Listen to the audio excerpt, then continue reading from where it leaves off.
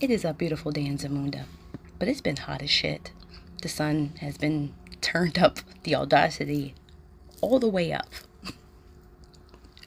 And yes, I'm rocking. I'm old school. And I love me some Sonic. That was my dude, along with Mega Man. Yes, I'm a secret gamer. A lot of people don't know that. But on this episode of the Chew series, I was compelled to talk about this whole thing real quick, like simping, and I'm just like, okay, I am so over it. And I was talking to one of my close friends who's like a brother. He is a counselor. So, I have people that I can talk to about certain things, and this was one of them. I had came across this post on Instagram, of course, and the post was basically saying that, as a man or a woman, what you're asking for is very, basic. It's very, simple. And some people will think that you're asking for too much, what it boils down to. And if you're coming from a place where you are healing, or if you are healed, healing is a forever, a process that you get to a certain point where, you're already a whole person and you would like to meet someone that's whole. You can't make somebody whole. They have to be whole within themselves. And then the post went on to go and describe the simple fact that, as a woman and a man, you have to set the boundaries or set the standards for whoever you're talking to. Otherwise, you're going to allow that person to set the boundaries. Speaking from experience, I've been on both sides of it where I didn't set the boundaries for myself, and I allowed the other person to do it. But when you know better, you do better. So now that I've had that lesson, I passed it. I've had that experience. I got the shot glass. I got the T-shirt. I got the keychain and stuff. I'll be damned. I set boundaries all over the place because there will never be anyone on earth more important than me. I got to take care of me. I got to protect my energy. So I'm going to do what I have to do to protect me. And I know the one thing that has my back is God. Because if God is for me, then who can be against me? You know what I'm saying? You get what I'm throwing at. You better pick it up. But the post went on to go talk about a woman wanting to be there to take care of her man's needs, and vice versa, for the man as well, wanting him to take care of his woman's needs, But then the flip side of that post was that it was saying like other women was like, oh, she's a pick me, and then the other dude saying, oh, a simp. I was like, womp womp. Listen here, I am so old school. Growing up the way I grew up, and with, my grandparents and stuff, and having the experience in the black home, I was blessed just to have that, to have those individuals in my life, and still a part of my life, where I saw my grandfather, love my grandmother and help her, and my grandmother do the same for him. It wasn't a pick me, or he wasn't being a simp, and I witnessed it in my parents, working as a team, as a helpmate, as a husband and a wife. I grew up in that atmosphere.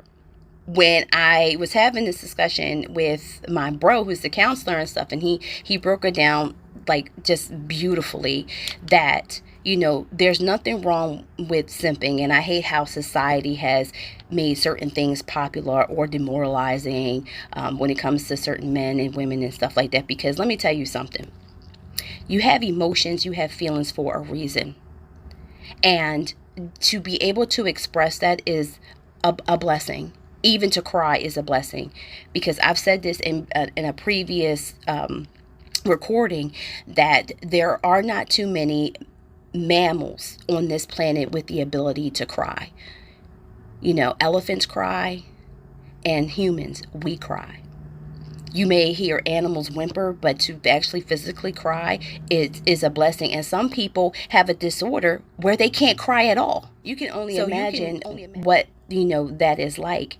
And my bro made it a great point that way back then, a man being able to express himself to someone that he cares for and stuff was a beautiful thing. And he said, and as we got to the 90s and whatnot, doing the appearance of being hard became so attractive, and feelings became like, F your feelings and stuff. Like, nah, how you feel is very valid.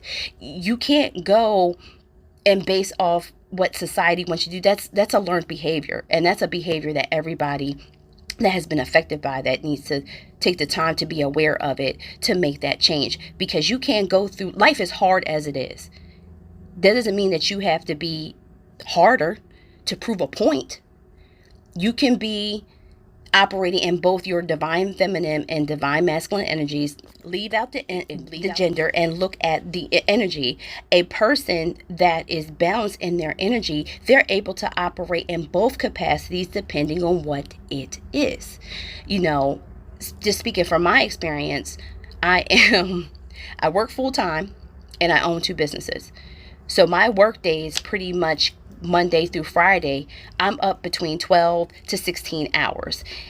And it's not for the faint of heart. So a lot of times I have to operate in my masculine energy to get things done, but I know when to turn that off and to become that soft, delicate flower. And some people don't have that. Not saying that they'll never get it, but they're not conscious, of it. So for a man to be I don't want to say simping, but for a man to be soft with someone that they care for or they're interested in, I don't look at it as simping. I look at it as it's another human being, just happens to be male, who is genuinely interested in another female and has pure intentions to go and proceed something further with her. It's all about intent. It's all about mindfulness. But if that gentleman starts to use certain tactics because he wants to get something out of her, and we all know what that is. We are sitting here not going to be stupid, because women do the same thing too. I'm calling out both sides, that they will use certain tactics and aka player ways to get what they want, and then they're done, and then they ghost and stuff like that. First of all, there's nothing to be proud of about being a player, because all that does is create unnecessary karma and headache and bullshit for you and nobody else. Point blank, period. Let's be real here. I'll call myself out on it. But when you're coming with pure intentions for, if you guys had, do the adult thing, the grown thing, because the difference between being adult and being grown, and you've had a conversation of what you want to do. What do you want to do? Are you looking to get married? Are you looking to have kids and stuff? You have to surround yourself with people who have a similar like-minded. It's called balance. There's a mutual respect, equal reciprocity, no one-sided shit. Don't nobody have time for that. It's like, speak up into the mic. Don't be afraid of being judged. We're judged every day, high key, low key, in the middle key. It really doesn't matter. So if you really genuinely care for somebody, there is nothing wrong with expressing yourself. Don't fear being rejected or being judged, because the thing is that if you had a really traumatic and it was like a bad experience from a previous one, it is going to trigger you. It is. But the difference is that if you recognize that you're being triggered without reacting first, then you can start using that more logical sense and say to yourself, you know what? This is triggering me. I know this experience is not what I had in the past. This is a whole different person. Because the last thing you really want to do is put past hurt on the present person that wasn't there in the past. So you have to hold yourself accountable for, the preconceived notions that you already have that you don't have with this person. It's a clean slate. And you have to be so just careful in a sense, because, we don't ever know what somebody's going through. I don't care who it is, on what type of level. We just have to be a little bit careful, be a little bit more considerate of people and their time. So if somebody's taking the time to reach out to you to say, hey, how you doing? How your day going? Hope you have a great day and stuff like that. Don't leave them on red. I think that is like the worst kind of thing to do to somebody. It doesn't take but a hot second to text somebody back. And I'm so old school. It's like I appreciate anybody who picks up the phone to like call me or text me. Case in point, I'm not the type of person that gives my number out to anybody or anytime or anything. I'm a very difficult person to reach because I'm very stingy with my energy. I know me. I got stuff to do. So if I make time for you, I would appreciate it if you would do the same, because I'm respectful of it. But everybody's not built like me, so I know that. But I also know when to cut ties with people that think it's a game. Like, pray with me, but don't play with me. So, and I put that to make this super, super clear. My disclaimer that I normally put on for when I do my blog post for my website is that I am not an expert on you. That's your job. I am an expert on me. Yes, I am a certified personal development life coach. I think I've always been one, but up until like the last 2.5 years is when I went ahead and decided to do it, because I like to help those that like to help themselves. I'm not a, well, you should do this. Nah, it's called free will. You're going to do what you want at the end of the day. But I hope and pray that my experiences help people from making past mistakes that I have made, and to raise the collective consciousness, and that way everybody can live a better life, because everybody deserves to be happy. Everybody deserves to be loved. So now that I got that out of the way. So with the conversation that I was having with my bro about simping and stuff, and going back to how I said, how people will want to manipulate that to get something out of it from a man or a woman, and that kind of stuff never works out. Whether it be friends with benefits, which I do not believe in, or situationships, which is some bull, and pulling people into third parties and stuff. I don't really care for all of that. That's why I said I'm super old school. I like dealing with one person and one person only. What's good for the goose is not always good for the gander. This is my opinion. Take it or leave it. Take what resonates. If it does, pack it up, brown bag it, as my grandmother and her generation used to say. But I find that it's extremely important that you have to look at the intention of the person. And the whole thing is that if you don't know, if you don't ask, you won't know. So there's a whole lot of assuming that's going in. One of the things about me is that I'm not assuming shit. Like, I'm going to come out and ask. And that's that, because it's like, once I have my answer, then I can make the executive decision if I'm going to rock with you or not. Everything is not for everybody. And I have always stated that I may not be somebody's cup of tea, but I'm someone's glass of champagne, because everything is not for everybody, and everybody is not going to be on the same wavelength as you or frequency. They can only play a role for a certain period of time until the real colors start coming out. And then there's a problem, because they can no longer manipulate you. So you have to have a certain level of discernment when it comes to certain things. And as far as the whole simp thing, I'm going to flip it and take that negative into it, make it a positive. Because if a man really wants me, ladies, if a man really wants me or you, he will come after you. He will pursue you. He will take the time. He will make the time. Because if you think about it, when people say, well, I'm too busy, I can't do this, but you got time to brush your teeth, you got time to wash your ass, you got time to eat, you have time to stand in line to get some Jordans, or you have time to do this, but you can't make time to hit up someone that you're interested in, because you can't be interested and be inconsistent. That don't even make sense. That's an oxymoron. Like, really sit back and think about that. So you have to make sure on both ends, ladies and gentlemen, that your intentions are, there's nothing wrong with simping, but make it into a positive. If you really for that person, be for that person. Don't be for everybody. That's tacky. And it's nasty. That's just me. Like I said, I'm old school. Everybody don't vibe on the same way I am, or I'm in my own lane. So I vibe how I want to vibe and not give a damn how anybody else feels about it. But you just have to get to a point where if there's that person that you want, and they're giving you all the green flags and stuff like that, and then there's your confirmation right there. Pray on it. Meditate on it. Is this person for me? Are they showing me the real them? Pray on it. God will tell you. You don't have to go from A, B, C person to get.